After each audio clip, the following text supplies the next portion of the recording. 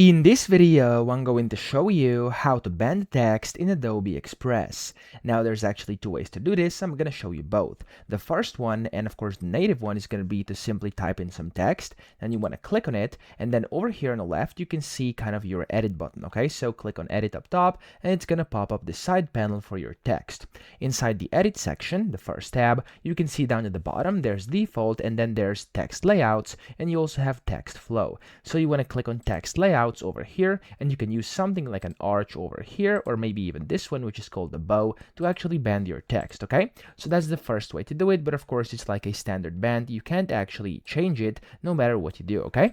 So there's also a second way to do this, which is going to be to use an add-in. So you want to go to add-ons over here, and then you want to search for type curve. So go to discover, you can type in bend text over here. There may be some different ones as well, but I'm just going to use the type curve one. So click on it and then click on add over here at the bottom, and then you want to activate it by going to your add-ons and clicking on type curve. It's going to activate over here, and you'll see that you can now go ahead and select your path you want to use. So I'm just going to go with this slide bend over here, and then you can of course type in your text down here. So for example, I'm going to type in sample text. You can also select your style, your font, and then of course the stroke, the font size, etc. if you want to as well, and then you can simply click on add to design, and it's going to get added in here as some bent text. So that's how to do this. I hope this video helped you out. If it did, please subscribe to the channel and help me out as well.